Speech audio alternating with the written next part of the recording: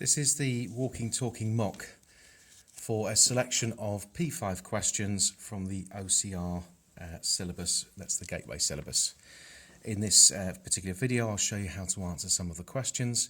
If you've done this mock, this particular sort of set of practice questions as a test, you can use this to do your corrections. So we start off with question number 1, which is all about satellites. So it instructs us to look at the graph, which is here, and it says it shows how the orbit time varies for satellites at different heights above the Earth. It tells us that geostationary satellites are used for communication. How many hours does it take for a geostationary satellite to make one orbit of the Earth? Well, geostationary satellites have to stay above one spot above the equator, so they have to rotate, they have to sort of go around the Earth as the Earth rotates. The Earth rotates once every 24 hours, so its orbital time must also be 24 hours. The next part is to work out what the height is above. Now this, you could do it by stamp collecting and know it's about 36,000 kilometres, but what you're supposed to do is to use the graph. So 24 is about here, so you draw your line up from 24 to your graph, to your line, and then you draw a line across from there,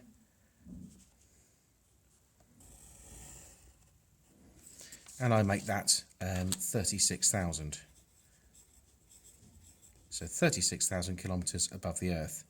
Satellites in a low Earth orbit travel faster than those in high orbit. Explain why. Well, the reason why they do it is because they're closer to the Earth, which means the gravitational field is stronger. So the gravitational field is stronger. Oh dear, spelt it incorrectly. Let's try again.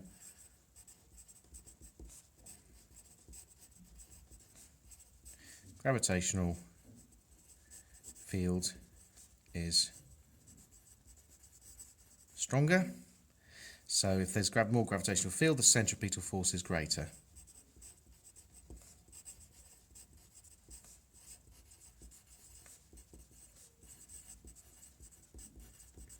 Okay, that's question 1 done. That's fairly simple.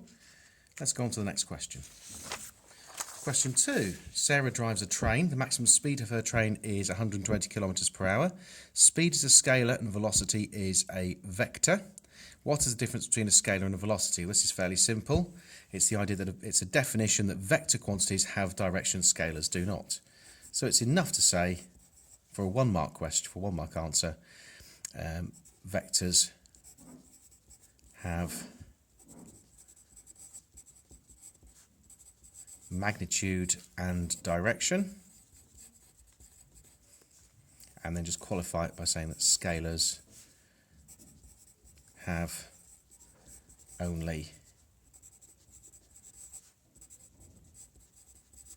magnitude. Okay, that's fairly simple. So Sarah's train is standing at a station. It's accelerating at a constant rate, so this is beginning to look like a SUVAT question. And it accelerates at 0.5 meters per second squared for 60 seconds. Calculate the velocity of the train at the end of the 60 seconds. The equations may help you.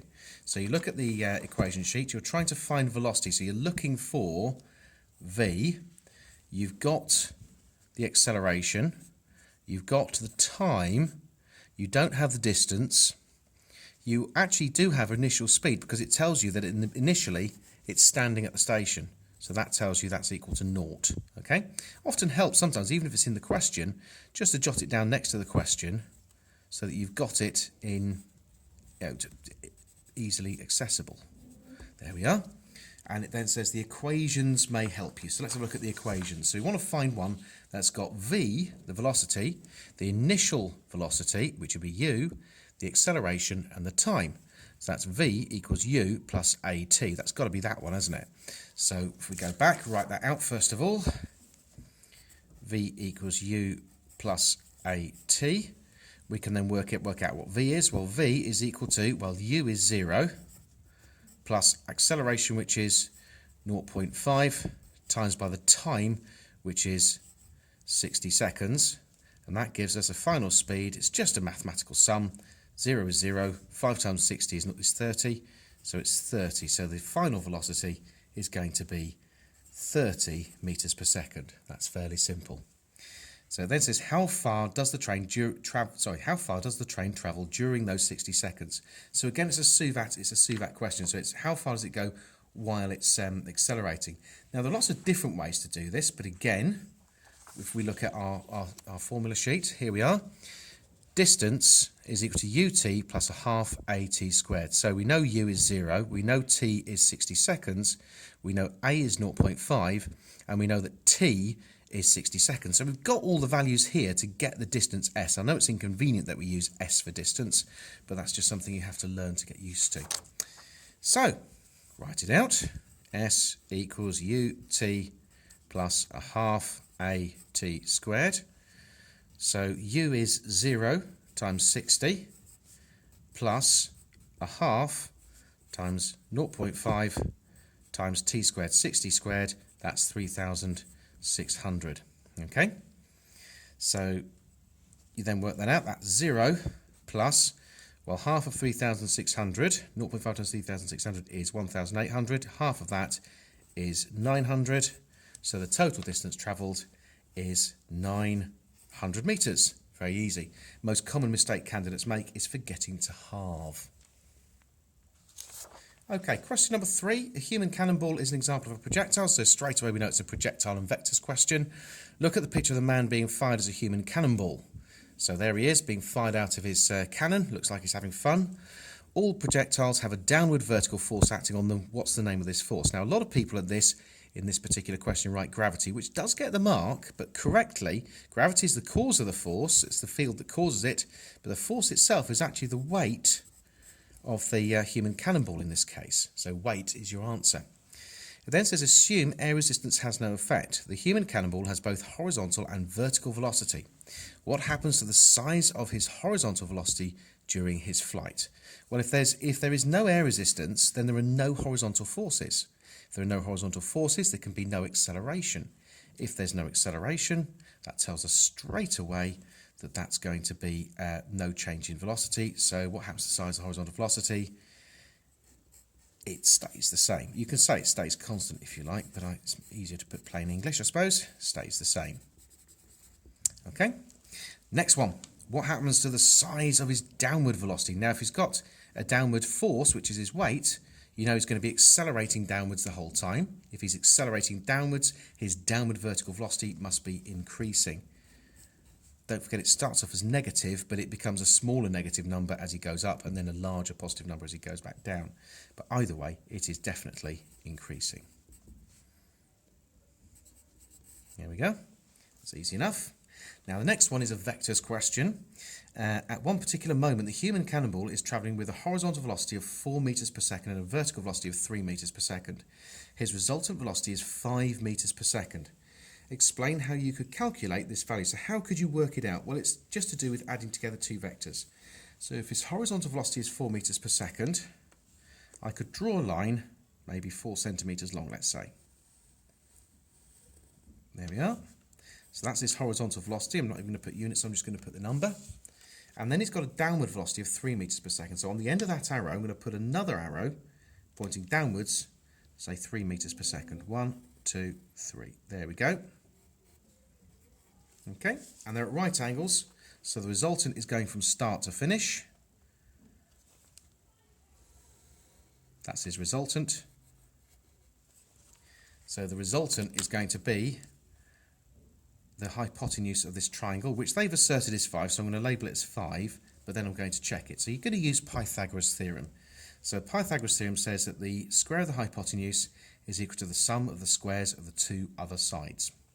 So if we have 4 squared plus 3 squared, that gives you, well, 4 squared is 16, 3 squared is 9, that gives you 25. That's the square, so to square root it, the square root of that 25 is equal to 5, in this case, meters per second. And there's your answer. Okay. Now on to question number 4. So question 4, a data logger records the force on a crash dummy being used to test for car safety. The test car crashes into a barrier at 64 kilometers per hour, which is 40 miles per hour. The car and the barrier experience forces. Describe the forces on the car and the barrier in terms of size and direction.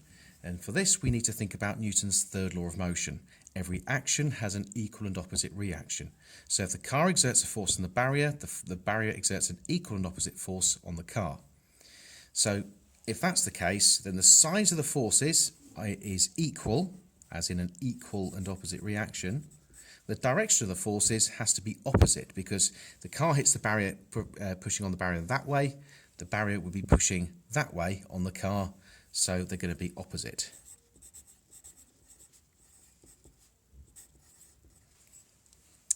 An identical car is fitted with an improved crumple zone. We're going to assume it's got the same mass as the original one.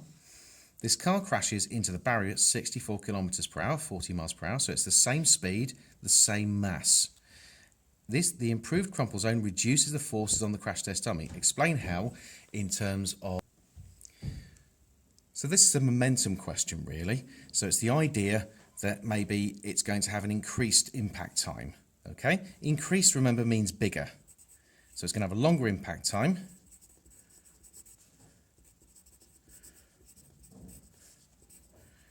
It's going to be the same change in velocity. It's still the same change in velocity, therefore the same change in momentum.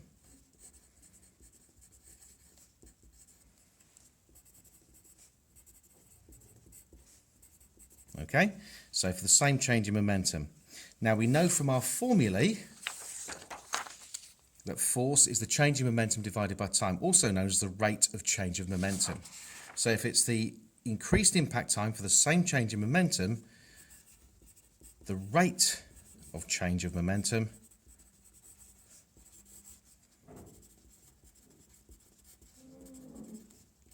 is decreased or reduced.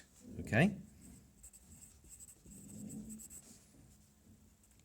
And then that's basically it. 1 mark for saying you've got an increased impact time, 1 mark for the same change of momentum, 1 mark for then saying the rate of change of momentum is therefore decreased. Question number 5. Electromagnetic waves used for communication can be transmitted long distances around the Earth by different methods. The communication method depends on the wavelength and frequency of the electromagnetic wave used. Describe these different methods of communication. Labeled diagrams may help your answer.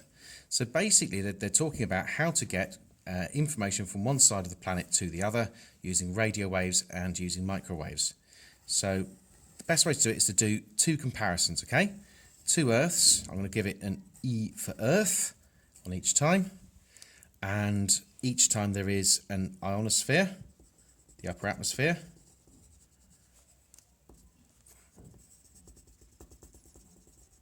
okay, I'm going to label that,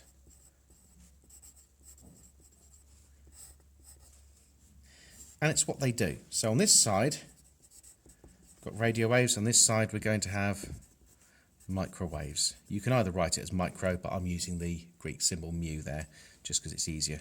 So with radio waves, if you've got 2 antennae, there's your transmitter, there's your receiver.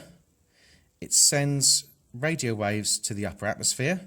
It reflects off the ionosphere and then comes back down to the receiver. Okay? There's your transmitter, there's your receiver. Okay, so the next thing we're going to do is then compare that with microwaves. Microwaves use transmitter dishes, not aerials. They use satellite dishes. And the microwaves can get through the ionosphere. So what you need to have instead is a satellite.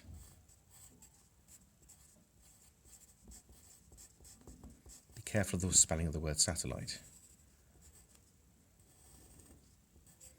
Okay, and it basically, the satellite relays it. So there are your 2 labelled diagrams. There's your transmitter, there's your receiver. So now we want to just explain it. So this, because we've drawn a clear labelled diagram, we don't need much of an explanation. In fact, this is a very low level question. So we need the idea that radio waves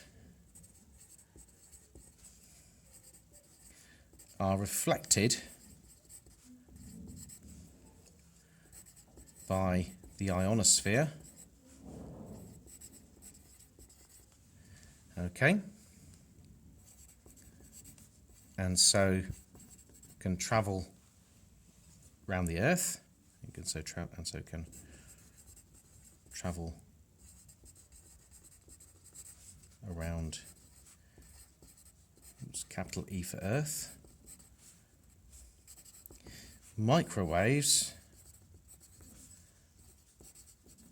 pass through the ionosphere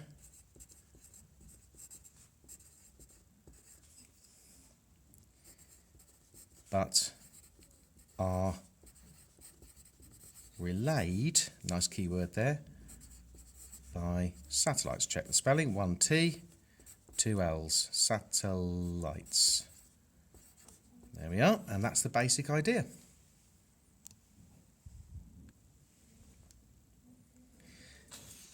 On to question number 6. This is about polarization. Polarizing sunglasses are used by skiers. Light waves are transverse. Some of the light waves reflected from snow causes glare.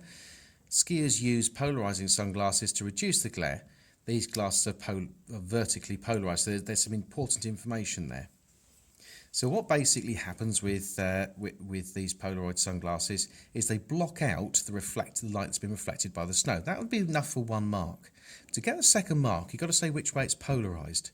So obviously if they're vertically polarized, then they won't be letting through any horizontally polarized light, which is obviously what they're trying to block is the light that's reflected from the snow. So the light that's reflected from the snow must be horizontally polarized. So light reflected by snow is horizontally polarized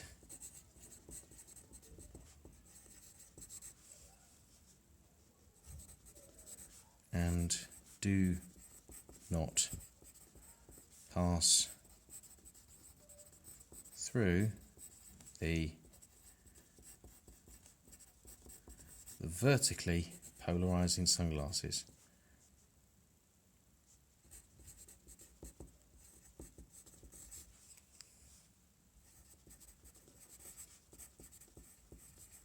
There's your answer. That's worth 2 marks. On to the next one. Question number 7. Nice, easy refraction question. You're not even using Snell's law here. So we've got the light wave from the box there. It goes from glass to air, so there'll be some reflection. So obviously there'll be E, and there'll be some refraction. Now if it's going from glass to air, it's going to refract away from the normal, so that one would be D. So what happens to the light that passes from glass into the air? If we think about it, what we're looking for is it's refracted. That's a fairly easy one. The next one is that Danny moves the ray box. The angle of incidence I is larger than the critical angle. If your angle of incidence is greater than the critical angle, then you're going to have total internal reflection, so no refraction, okay? So complete the diagram to show what happens to the ray of light. Now it's going to be 1 mark for showing it's reflected, 2nd mark for drawing reasonably accurately. Doesn't have to be perfect, but what you're going to have to do is make sure the angles look roughly the same. It doesn't have to be perfect. And there's your answer. The next question and last question of the paper is to do with lenses. Now you've got here a convex or converging lens. So it's straight knowledge that they should all sort of cross together towards a focal point. So you show your light ray going straight through. 1 light ray being refracted that way, and 1 light ray being refracted that way. Okay, they should all cross at about the same point, and you should put your arrows on your line. It then says a convex lens can be used as a magnifying glass. It can also be used in a slide projector. These images, both produced in both cases, are magnified. The images produced are different. Write down 2 differences. So we know they're both magnified, so size isn't one of the differences. But if you think about it, if you're using a magnifying glass, remember you're not creating a real image. If you put a screen where the image appears to be, you wouldn't see anything. So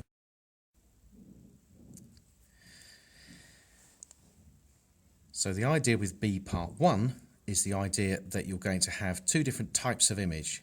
Remember, with the magnifying glass, you're not going to get a real image. You get a virtual image, and the virtual image is there because if you put a screen in place, you wouldn't actually see anything. Whereas with a projector, the whole point is you're projecting onto a screen, so that's going to be a real image. So the two differences are that it's going to be real or virtual. So it's real for the projector, virtual for the magnifying glass. They clearly don't want a big explanation because they've not put anything underneath. In some questions, you might have to explain that. And the other difference is going to be that if you look through a magnifying glass, whatever you see through it is still the same way up. Whereas if you actually use a projector, what you actually get is an upside down image. So it's going to be, for a projector, we know it's going to be inverted. And for the magnifying glass, it will be upright. There we go. Last question, the image on the screen from the projector is out of focus. The teacher adjusts the lens at the front of the projector, which brings the image into focus. What happens to the position of the lens to bring the image into focus? So what you need to say is that the lens moves. Now, you've got to be careful how you put this. You can't say left or right. Even backwards and forwards can be misunderstood. So what you need to do is talk about the motion in terms of the motion relative to either the screen or the object. So the lens is moved towards or away from the screen, let's say. And that does it. And that's the walking, talking mock. If you didn't get time to actually do any corrections from the as you were doing this, you can always rewind and play back certain parts at your leisure.